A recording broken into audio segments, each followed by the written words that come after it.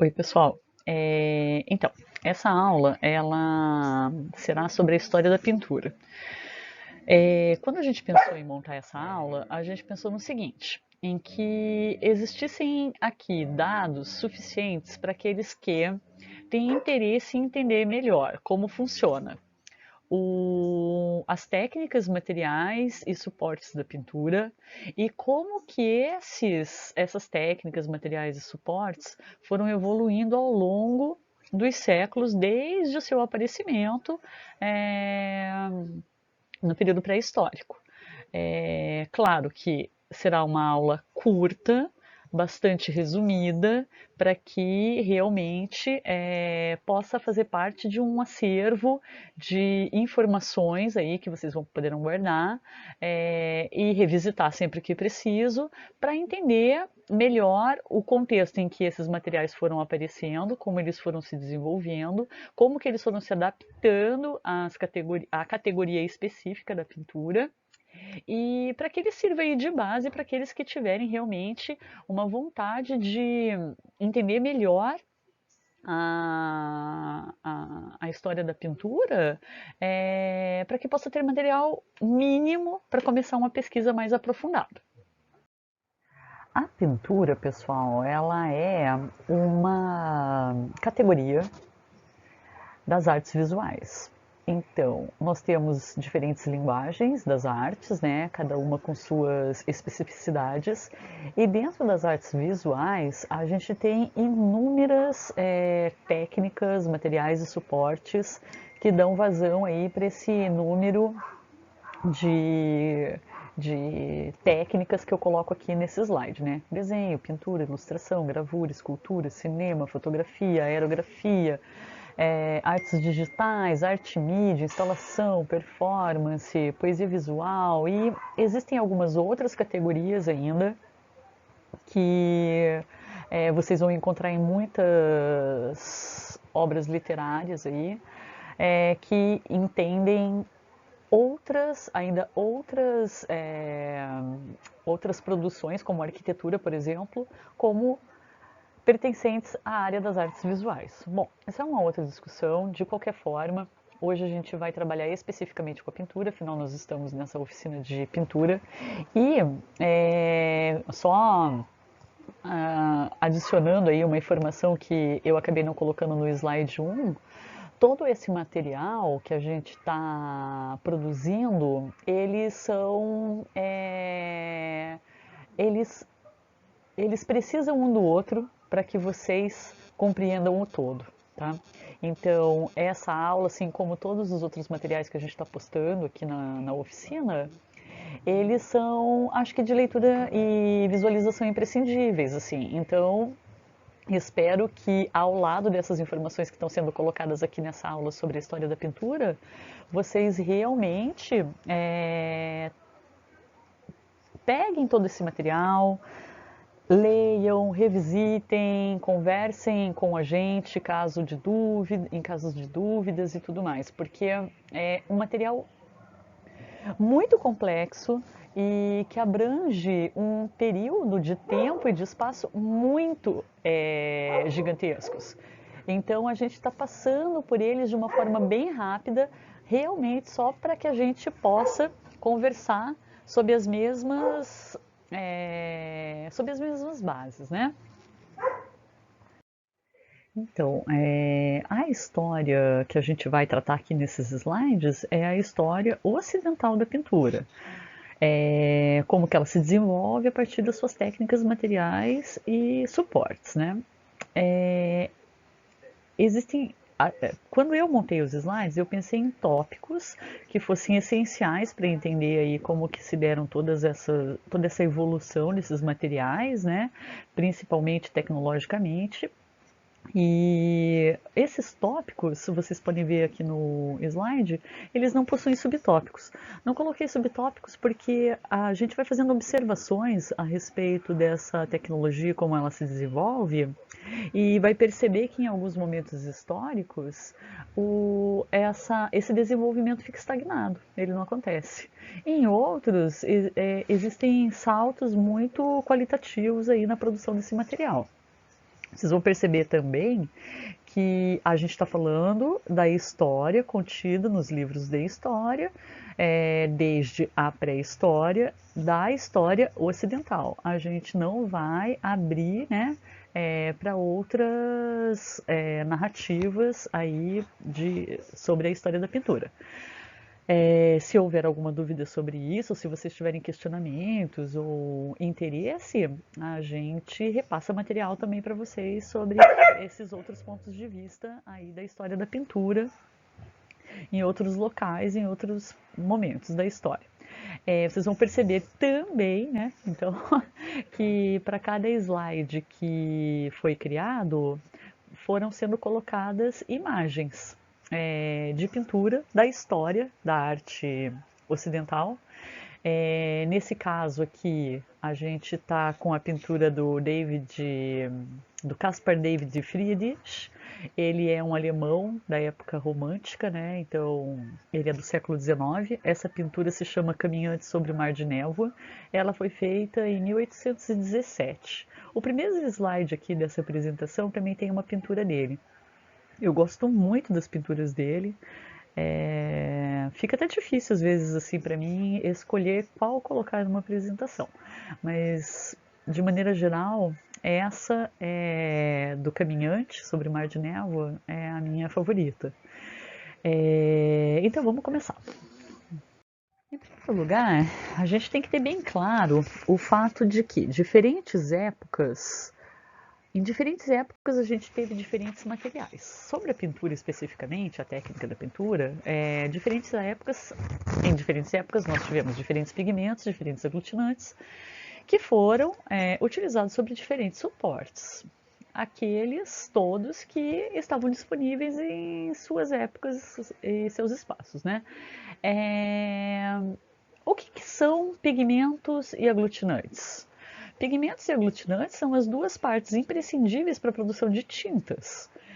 A gente já postou material suficiente, né, até agora, para um entendimento de como se faz essa mistura, tá? Então, se vocês tiverem dúvida a respeito de como são produzidas tintas, no sentido mais químico, é interessante que vocês peguem todo o material que foi postado e façam uma leitura mais aprofundada e até produzam, né? Porque boa parte das tintas que a gente tem disponíveis no mercado hoje também podem ser feitas de maneira mais artesanal.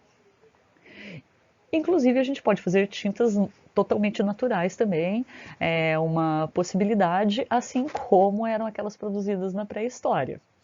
Tudo isso mudou muito ao longo dos séculos, né?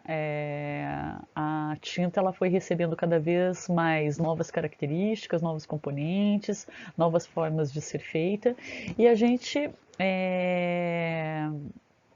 tem, nesse momento eu acho que é interessante perguntar assim, o que é pintar, né? Mais do que o que é uma tinta, o que é pintar? Pintar é você em cima de um suporte, seja ele qual for, aplicar uma tinta, também seja ela qual for. Que tipos de tintas existem? Existem variados tipos de tinta. O mercado hoje moderno, ela te apresenta uma quantidade absurda de possibilidades em tintas, né? Mas a gente talvez possa criar um parâmetro entre tintas naturais, 100% naturais, tintas acrílicas, tintas a óleo, para utilização na técnica da pintura, tá? A tinta a óleo. A tinta a óleo, ela praticamente só aparece na história da pintura durante o Renascimento. Ela foi durante muito tempo, muitos séculos, inclusive, considerada uma das mais tradicionais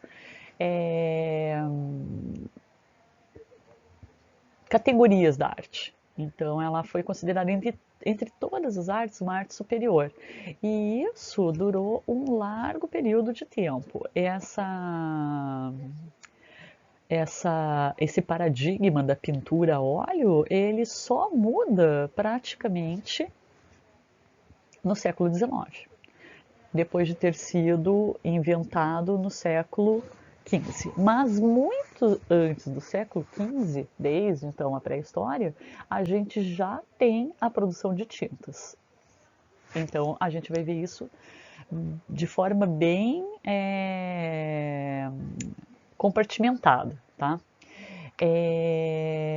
Com o desenvolvimento tecnológico de todos os materiais, de todas as técnicas das artes visuais, muitas outros tipos de arte que eram considerados como artes secundárias, por exemplo, como o desenho ou a gravura, foram se tornando igualmente tão importantes quanto a arte da pintura. Isso a gente vai perceber também ao longo dos slides. Existe toda uma etimologia da palavra pintura, né, que é bem interessante que vocês façam uma pesquisa sobre isso, até mesmo na utilização dessa palavra. Pintura rupestre.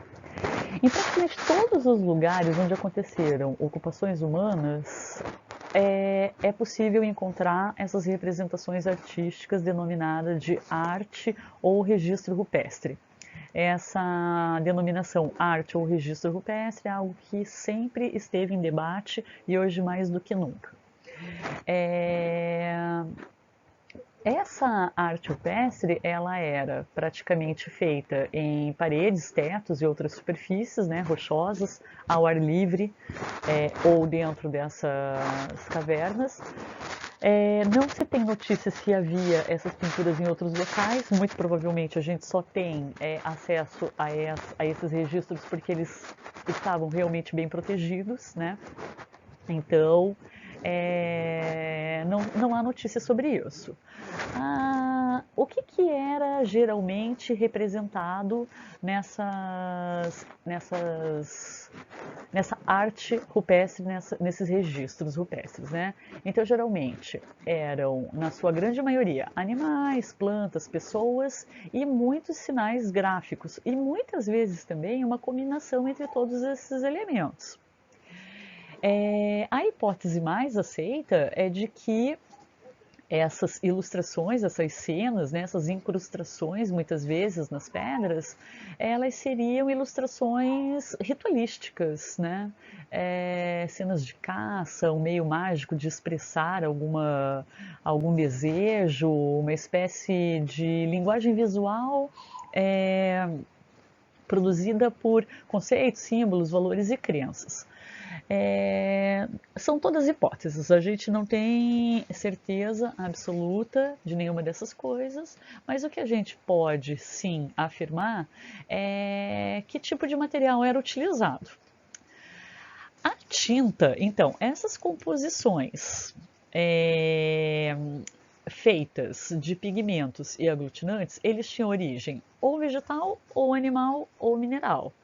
Então eram tintas 100% naturais. Elas, como é uma composição que precisa de pigmentos e aglutinantes, os pigmentos vinham geralmente de plantas, carvão, flores, argilas de diferentes cores, minerais de diferentes cores. E de onde vinham os aglutinantes?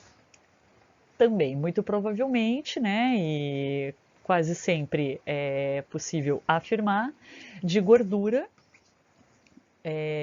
fezes, sangue, ovos, todos eles davam uma mistura perfeita, inclusive para a durabilidade desse material. Porque se a gente tem acesso a esses registros até hoje, dado o número de séculos que já se passou, a gente vê a potência desse amálgama aí de pigmentos e aglutinantes pré-históricos. Somente após o estabelecimento dos centros urbanos e o desenvolvimento das culturas antigas é que a gente pode falar novamente em modificação das tintas. Então, vamos pegar um exemplo. Esses povos, né, eles antigos, eles descobriram coisas, por exemplo, assim. Se eu pego um material um mineral, por exemplo, e eu faço com que ele sofra um processo de calcinação, ele muda de cor. O que, que é um processo de calcinação? É um processo químico de decomposição daquela estrutura, o mineral, por exemplo, que é o que a gente está usando aqui, a partir do calor. Quando esses povos antigos descobriram isso, eles começaram a criar as primeiras tintas sintéticas de que se tem notícia. Para que era utilizada as tintas nesse período histórico, né? Nesse período, a arte que mais se sobressaía, que tinha primazia entre as sociedades, era a arquitetura. Então eram realizados verdadeiros projetos artísticos de arquitetura, e a pintura e essa produção tecnológica das tintas, elas eram utilizadas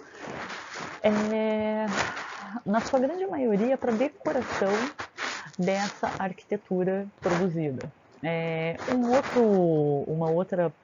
outro uso bastante comum assim também nessa época era a da produção de retratos.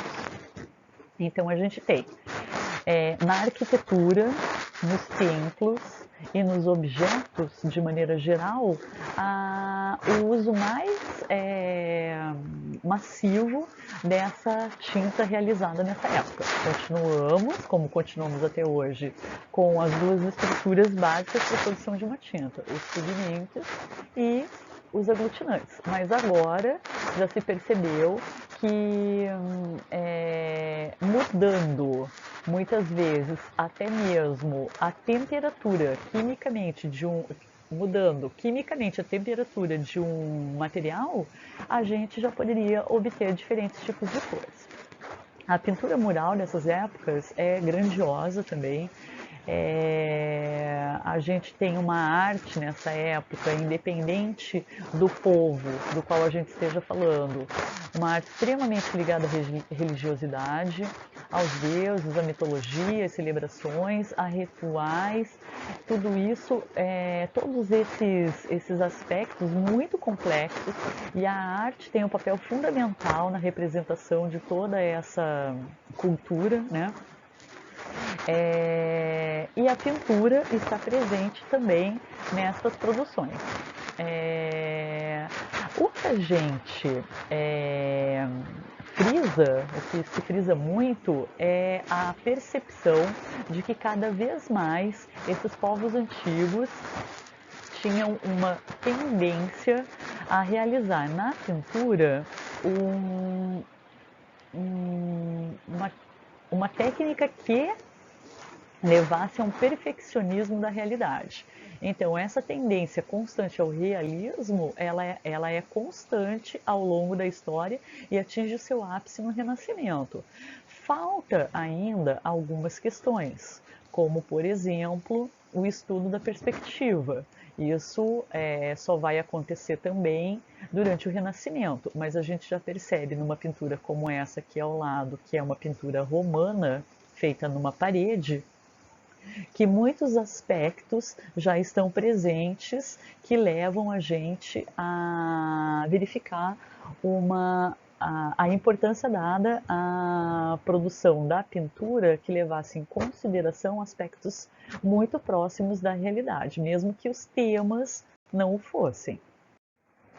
Coloquei aqui nesse slide três recortes de pinturas de três povos antigos bastante diferentes, né, entre eles, mas que herdaram, né, conhecimentos um do outro. Então, o que a gente percebe nessa herança das tradições na questão da história da pintura? Os gregos e os romanos, aqui representados pela segunda e terceira pintura, eles herdam muitas tradições na produção de tintas dos egípcios. Eles modificam algumas questões, principalmente relacionadas à questão dos pigmentos e dessa mistura com os aglutinantes, mas a gente percebe que eles mantêm essas tradições e inovam um pouco na perspectiva da pintura, né? Então a gente tem ali uma pintura egípcia muito mais achatada, né? Se a gente for pensar dessa forma, sem planos nenhum na feitura dessa imagem, enquanto que na grega e na romana já existe um princípio da utilização desses planos. Além disso, né, o uso de corantes também para tingir tecidos nessa época, principalmente da pintura grega e da pintura romana, sofre uma grande revolução. E os romanos, eles se tornam assim peritos, né, em extrair de moluscos no Mediterrâneo a cor púrpura. Mas isso eles aprendem com os fenícios. Então a gente tem nas pinturas já romanas a utilização da cor azul nas pinturas. É uma cor que dificilmente você vai obter, né, na natureza. Aqui na Idade Média é um daqueles períodos que que eu comentei com vocês no início da apresentação, de estagnação. A pintura medieval, ela fica estagnada no sentido de materiais, certo? Os temas voltam a ser extremamente religiosos, desconsiderando todo o conhecimento, todas as pesquisas, toda a ciência feita até esse momento pelos povos da antiguidade, e a gente tem uma estagnação que dura séculos, né? Porque só se permitia basicamente uma arte, uma pintura realizada para qualquer objetivo que fosse religioso. Então, a temática passa a ser a única, praticamente, exclusivamente, né, a temática religiosa. Então, a gente tem lá diversos temas, a vida de Cristo, histórias bíblicas, as vidas dos santos, e com um pouco menos de profusão a gente tem sobre a temática histórica, os feitos heróicos, as derrotas dos inimigos, né? A pintura passa a ser, continua também de certo modo, né, a ser aquela decorativa das igrejas, os afrescos, os retábulos, os mosaicos, os livros com as suas iluminuras. Iluminuras são aqueles livros que eram realizados com pintura e escrita. E a gente tem também um desenvolvimento muito grande da tapeçaria, que muitas vezes se baseia em pinturas para ser realizada. A gente pode dividir aí a pintura medieval em românica e gótica, né? Ambas, né, praticamente utilizavam imagens para instruir, principalmente a fé cristã. A pintura medieval, além de ser bastante ortodoxa assim, em seus temas, né, ela obedecia também uma série de regras bastante rígidas. Então, olhando essa imagem aqui do lado, cujo o nome, né, é Sepultamento de Cristo, preste atenção porque no próximo slide a gente vai ter um sepultamento de Cristo também, só que é uma imagem feita durante o Renascimento. Desse slide, a gente percebe um pouco dessas regras das quais eu comentei. Então a gente tem um espaço bidimensional, né? As figuras são chapadas, vocês percebem na pintura romana que os planos já existiam. E a pintura medieval retrocede nesse sentido. Ela passa a utilizar novamente essa bidimensionalidade, essas figuras chapadas. Os fundos são bem pouco definidos, eles utilizam muito a cor dourada, as cores geralmente são primárias, eles não utilizavam sombras, não tem um rigor anatômico, então vocês podem perceber que o rosto de todas as pessoas são semelhantes, então você não sabe exatamente quem é quem só observando o rosto. O que vai te dar a importância dessas imagens representadas aqui dessas pessoas é o tamanho dessas imagens, a forma como elas estão representadas também nesse espaço. Então, a maneira como elas estão hierarquizadas aqui vai oferecer para você a importância de cada uma dessas personagens desse quadro. Você percebe também abaixo aqui que tem uma criança representada. Geralmente as crianças dessa época eram representadas como mini adultos, né? E também não se respeitava a fisionomia de uma criança.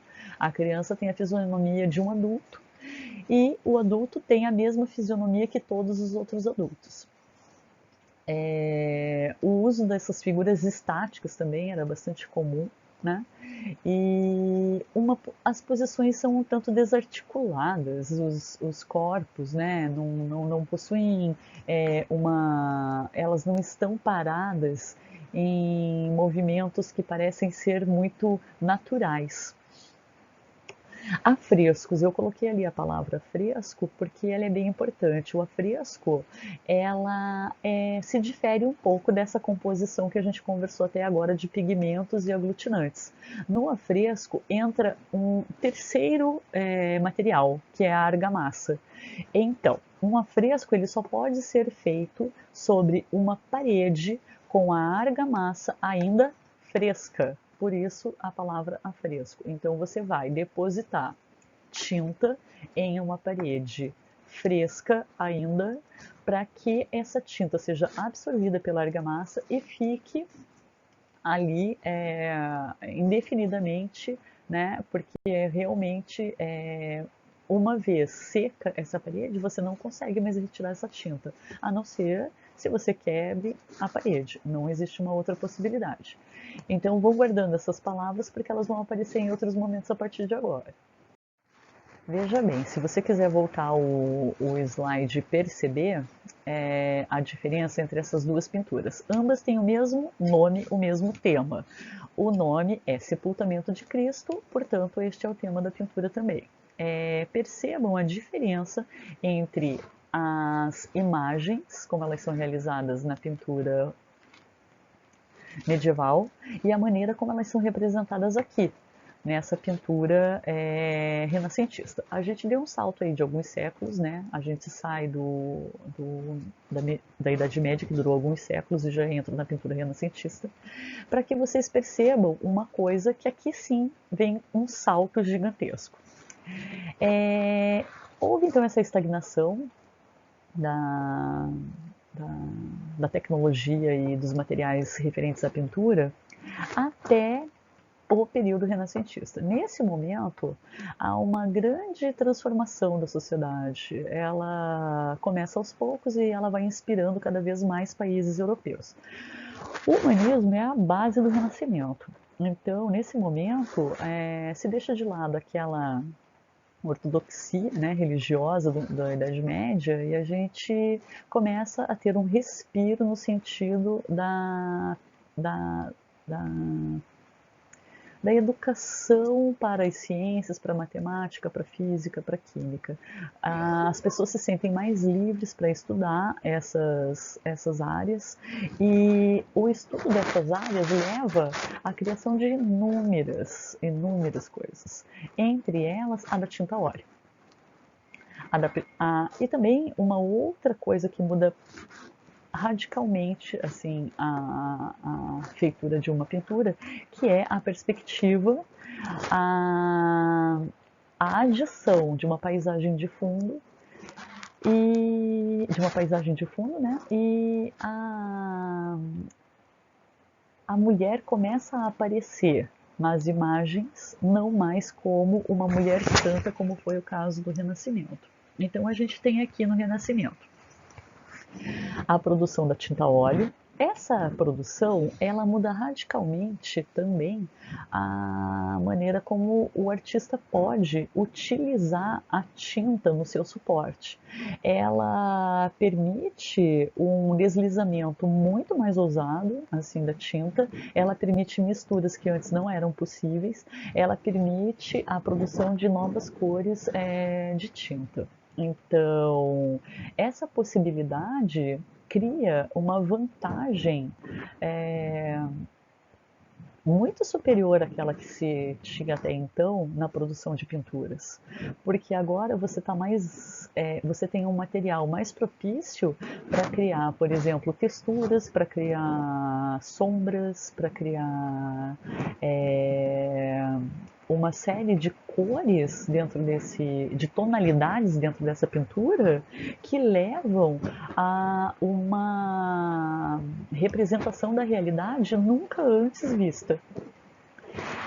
Ao mesmo tempo que isso é um salto quantitativo incrível, qualitativo incrível, desculpa, ela também se torna um paradigma. A partir do Renascimento e até praticamente final do século XIX, a gente tem a pintura baseada praticamente que totalmente nos moldes da pintura renascentista, que é um equilíbrio na composição, né? A perfeição da forma, um naturalismo mais próximo possível da realidade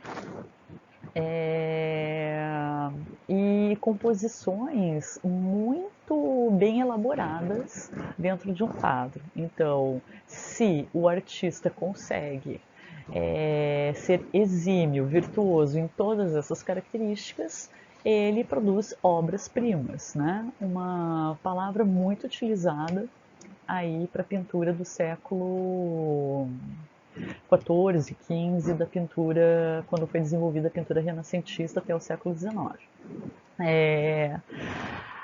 Na pintura renascentista também a gente tem a introdução de novos temas, então a gente continua vendo os temas religiosos que já vinham perdurando aí há alguns séculos, mas existe um resgate daqueles temas mitológicos, da produção de retratos e da confecção de cenas do cotidiano.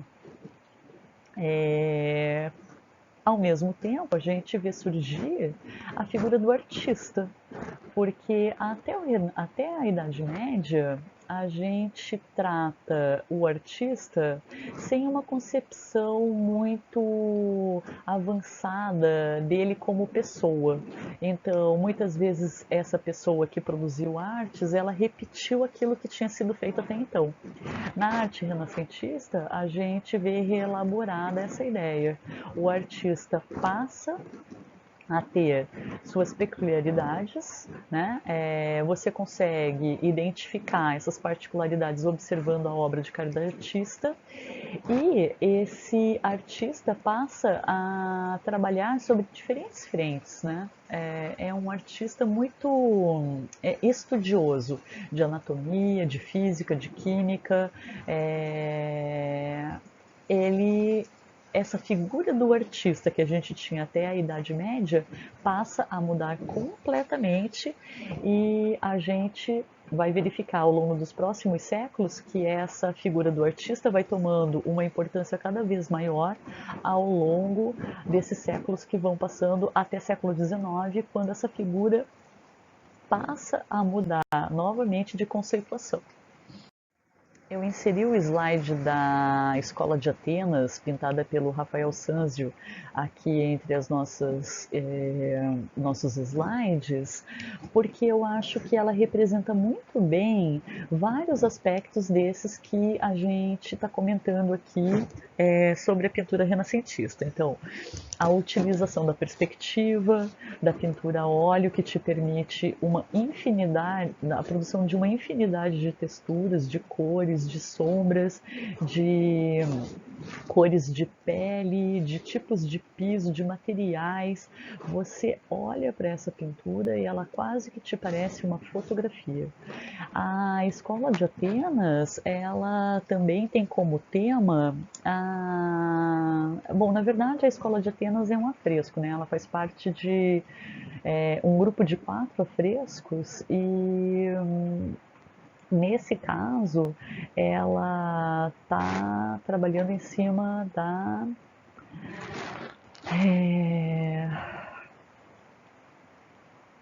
das personalidades filosóficas. Então a gente vai encontrar aqui na imagem O Zenão, Epicuro, Pitágoras, Alcibíades, Alexandre o Grande, Parmênides, Sócrates, Ptolomeu. Se você pega essa imagem como um todo e separa ela em pequenas partes, você vai verificar que toda uma história é contada dentro dessa cultura. Veja também que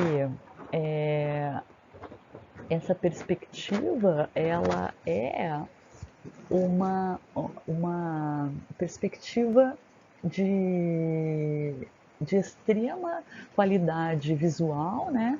Ela te permite observar todo um local, você vê o tamanho desse local, a profundidade e que lá no fundo existe um céu. Tudo isso só foi, toda esse estudo só foi permitido pela matemática. E depois ele foi utilizado a exaustão, essa questão da, por exemplo, simetria, da composição em formatos diferenciados, utilizando figuras geométricas para produzir, como a abóboda, ou elementos geométricos que você não enxerga, mas que são utilizados para que a pintura seja feita, como é o caso de um triângulo, para produzir uma composição perfeita.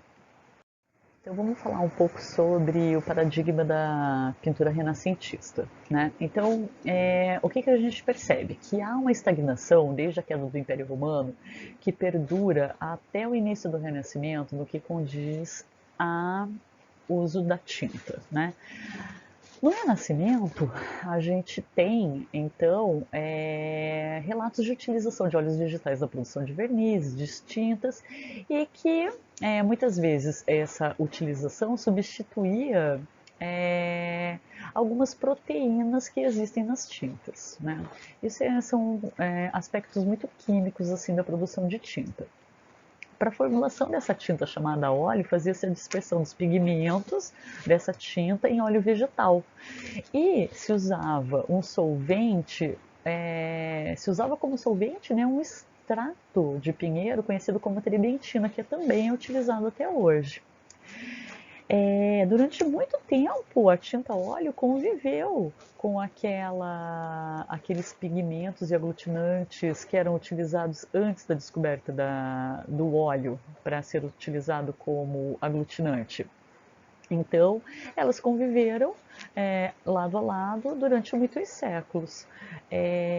Mas, com a produção de tintas no Renascimento, esse material, por ser de excelente estabilidade química e ser muito durável uma vez utilizado, ele acaba pouco a pouco sendo cada vez mais usado do que aquilo que se usava até então. Então, o que a gente percebe? Que essas regras de pintura que foram criadas no Renascimento, elas perduram até o século XIX. As regras de composição, as regras de uso de luz e sombra, as regras da perfeição anatômica, as regras da simetria, de uma composição muito bem articulada, de uma estética de perfeição absoluta, né? Que desencadeia todo um sistema de aprendizado, de produção de obra de arte. Então, a partir de um determinado momento, se criou uma pintura na qual você ia para um local para estudá-la e ser um artista tal qual um artista renascentista poderia produzir uma pintura. Claro que o que a gente tem que ter em mente sempre é que mudaram-se absolutamente ao longo desses séculos, entre o século XIV e o século XIX, tempos e espaços, eles se tornam contextos completamente diferentes daqueles vividos durante o período renascentista. Entretanto, apesar da gente começar a viver diferentes períodos após o Renascimento, como o Barroco, o Neoclássico, o Romântico, o período realista, entre outros, o que a gente percebe é que esses contextos ficam presos a esse paradigma da pintura renascentista em sua forma, técnica, estética, suporte e crescente perfeição. Então, as escolas, elas, a partir de um determinado momento, as escolas que ensinavam a pintura, elas se dedicavam a ensinar essas técnicas à exaustão, para que os artistas pintassem cada vez mais e cada vez melhor essa realidade, tal qual um processo fotográfico. Aqui do lado, nesses slides, a gente tem diferentes artistas, né? Como o Courbet ou o próprio Velázquez. Você percebe que a temática já mudou radicalmente da temática renascentista, mas que a perfeição dada à obra, ela se mantém. Chegamos então finalmente à pintura do século XIX, não é? Então, aqueles que tiverem dúvidas, por favor, entrem em contato. Eu sei que é muito material e ele é de extrema complexidade, mas ele é bem importante para que vocês entendam, então, agora, os novos rumos da pintura e como que a gente chega a essa arte contemporânea que é produzida hoje. Né? A Revolução Industrial que acontece no século XIX, ela traz uma mudança radical na produção de tintas. Então, o setor de tintas, obviamente, né, ele não fica imune aos processos vivenciados aí durante o século XIX e início do século XX. Novas resinas, novos tipos de pigmentos, novos tipos de aglutinantes vão sendo processados, né?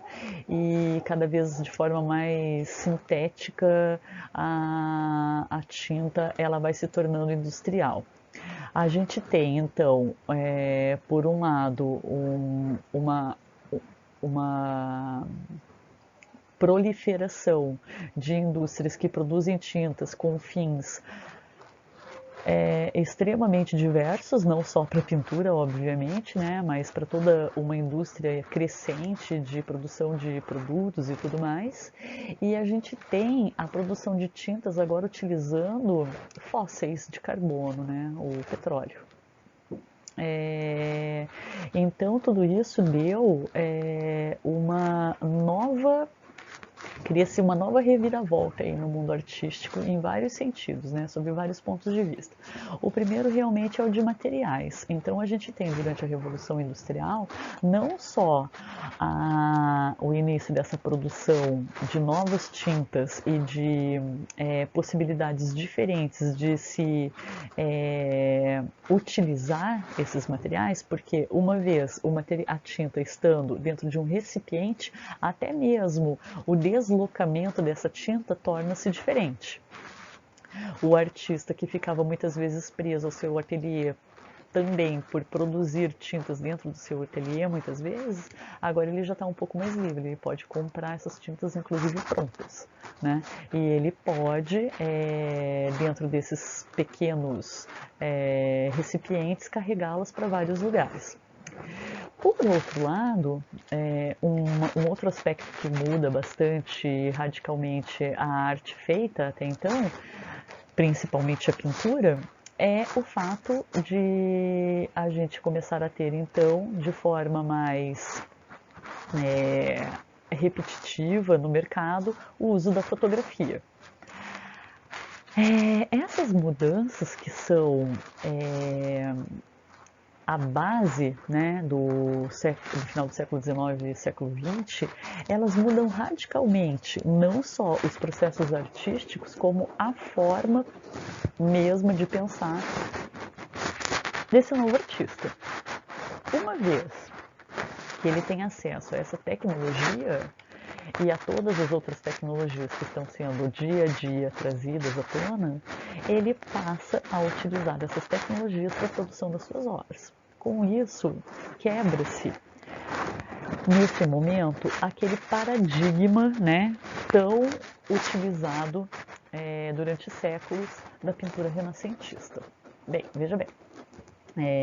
Esse paradigma ele é tão forte da pintura renascentista que ele está presente até hoje. Então muitas pessoas têm tanta dificuldade para elaborar conceitos sobre o que vem a ser arte e a entender a arte como processo secular e também processo subjetivo, que não aceita outro tipo de arte que não seja aquela produzida com os mesmos temas e técnicas da pintura renascentista. Então ele só entende como arte bonita ou arte bem feita aquela sob aquelas regras. Mas esse tipo de arte ele deixa, vamos colocar entre aspas aí, de existir enquanto modelo no final do século XIX. A partir do século XIX, a gente tem uma pintura modernista que quebra todos os padrões anteriores. Então, a gente vê o início dessa quebra com o impressionismo e, seguindo o impressionismo, uma série de movimentos infindáveis.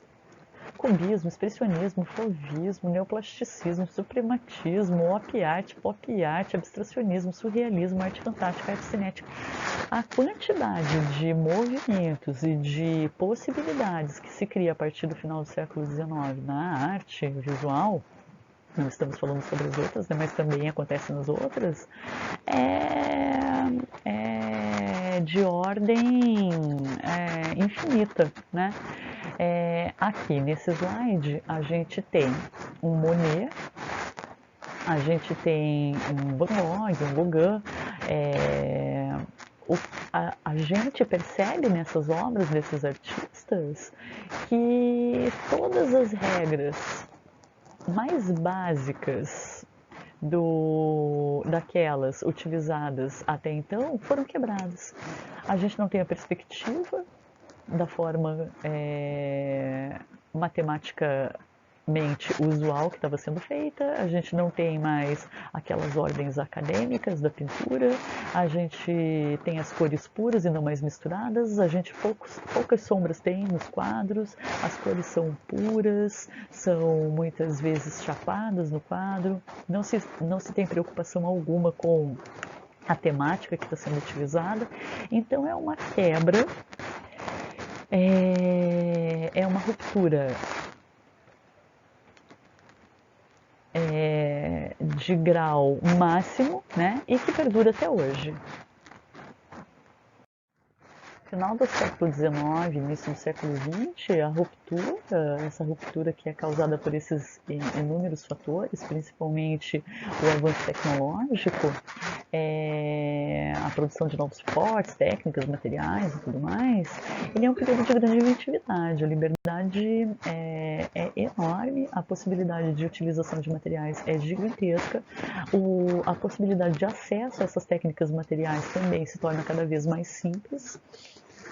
E a gente tem, de novo, uma mudança na concepção do que vem a ser esse artista. Lembra que naquele momento eu disse que na arte renascentista o artista passa inclusive a ter um nome e ser reconhecido pelas suas características? Aqui a gente tem um artista com um nome, com suas características peculiares, mas ele é agora um artista muito mais intelectual. Ele vai trazer à tona uma série de temáticas que dizem respeito a discussões muito profundas da sociedade, e isso cada vez vai se multiplicando mais conforme o tempo passa. As tintas industrializadas, elas se tornam cada vez mais comuns. Elas são preparadas para serem cada vez mais duráveis, mais fáceis de transportar, e os suportes nos quais você pode pintar, sobre os quais você pode pintar, se tornam cada vez mais leves, mais fáceis de carregar, o que dá uma liberdade cada vez maior para o artista.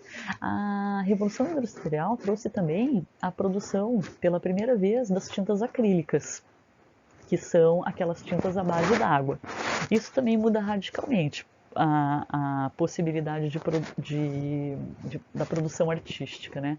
Uma vez que a tinta óleo exigia solventes também químicos, e agora você tem uma tinta que exige como solvente a água.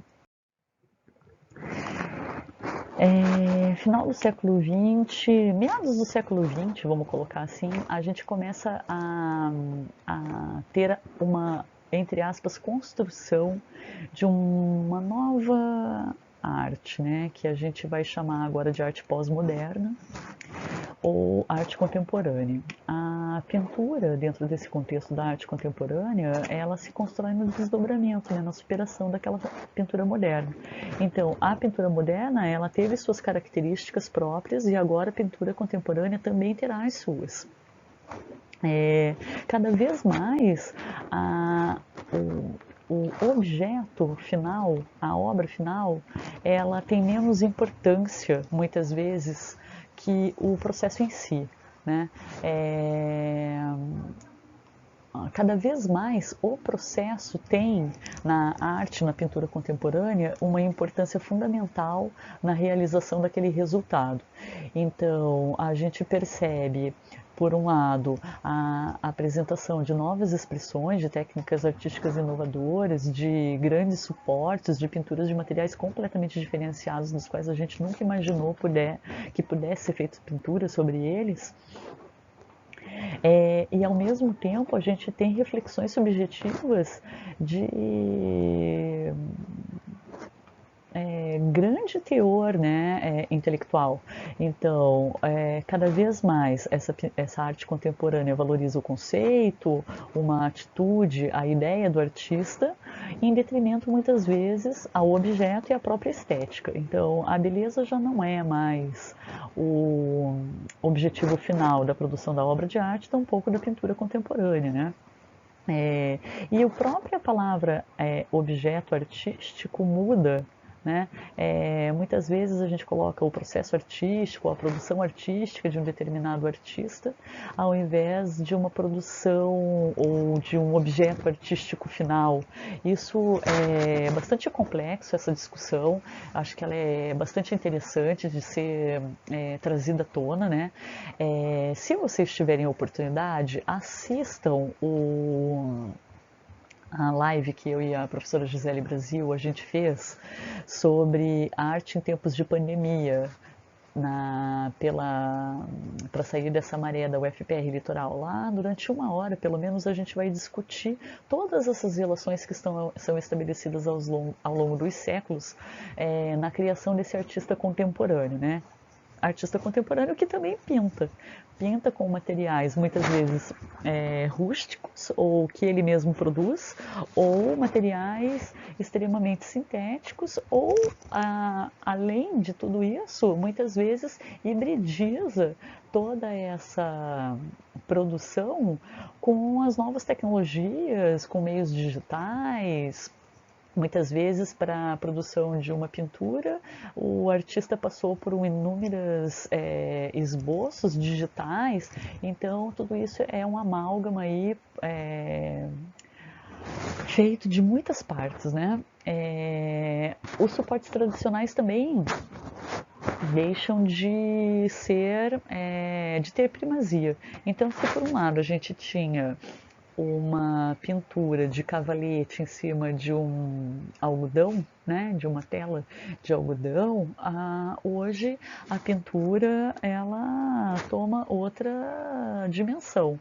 A gente tem pinturas em diferentes, mas inusitados suportes, né? Até mesmo uma pintura muito ligada à cidade.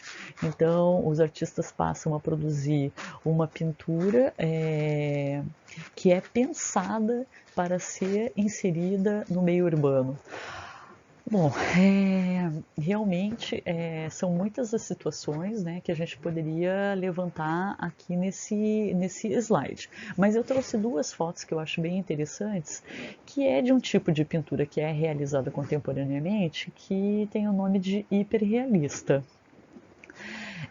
O hiperrealismo contemporâneo, ele não está associado só à pintura. Existe escultura hiperrealista, desenho hiperrealista, mas se vocês tiverem interesse em pesquisar mais sobre a arte hiperrealista, procurem os artistas que eu coloco no hall de artistas ao final dos slides, tá?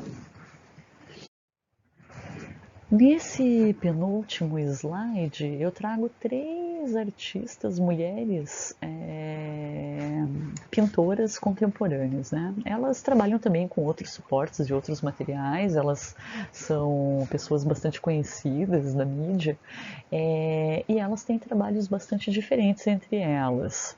Mas é interessante trazer esses três exemplos porque elas utilizam suportes, técnicas e materiais bastante diferentes e alguns bem tradicionais até, como é o caso abaixo nessa pintura azul da Adriana Varejão. A Adriana Varejão, ela tem um trabalho extremamente politizado e no caso dessas obras aqui, como eu trago abaixo, ela trabalha com painéis de tamanhos muito grandes, né? E ela trabalha com a perspectiva de um cenário de um local todo azulejado. Né? São pinturas a óleo. Em cima, a gente tem a Beatriz Milhazes. Ela trabalha muitas vezes com colagens em cima de pinturas e o trabalho dela, ao contrário da Adriana Varejão, acaba sendo somente focado na pintura. A Adriana Varejão, ela trabalha com outros suportes, com outros materiais. A Beatriz Milhazes já nem tanto. A Beatriz Milhazes, ela tem uma obra bastante abstrata e geométrica. Eu gosto bastante do trabalho dela, mas eu sou fã, nossa, eu gosto muito do trabalho da Adriana Varejão. Em cima, a gente tem uma artista oriental, a Yayoi, né? Ela está à frente de uma pintura, nesse caso, e vestida quase como uma pintura também. Ela é uma artista bastante camaleoa. Ela fez essa pintura, então o que a gente tem atrás é um painel pintado, um painel branco pintado com bolas vermelhas, né? E à frente, estruturas que mais lembram esculturas, na verdade, mas que ela diz fazerem parte desta pintura que ela produziu. Para finalizar então essa apresentação na arte contemporânea, eu trouxe também um outro artista que eu gosto muito, um pintor, né? Ele trabalha com pintura contemporânea, entre outros trabalhos também, bastante ativo, tem trabalhos em diversificadas áreas, inclusive trabalha como escritor. O Douglas Coupland, ele trabalha com um tipo de pintura que eu gosto muito. Um trabalho bastante que parece uma arte urbana, que poderia muito bem estar na parede de um prédio, e é muito colorida e te traz uma infinidade de leituras possíveis, né? Ele tem essa instalação, né, dessas pessoas, desses retratos nos quais do rosto deles escorrem tintas, né? Ele trabalhou com tinta em cima de fotografia. O trabalho dele é muito conceituado, muito colorido, extremamente original, e ele está recebendo um reconhecimento cada vez maior dos críticos de arte em todo o mundo. Por que eu trouxe também o Douglas Coupland? Por que eu trouxe esses exemplos? Para mostrar a diversidade com o qual o artista, nesse momento atual, tem a possibilidade de trabalhar. São infinitas possibilidades que vão desde o realismo, né, tão utilizado durante séculos, até o extremo do abstracionismo e da possibilidade de hibridação de técnicas, materiais, suportes, linguagens, entre outras tantas coisas. Espero que tenha sido, de alguma maneira, suficiente para esse início de conversa sobre os aspectos das técnicas, né, e procedimentos da pintura, e que seja também o início de uma discussão aí para gente em torno dessa aula e dos materiais que já foram postados. A partir de agora, se vocês tiverem dúvidas, entre em contato comigo, com a Carla, a respeito dessa história da pintura, para que a gente possa passar um material, uma bibliografia pertinente para que vocês possam iniciar os estudos de vocês.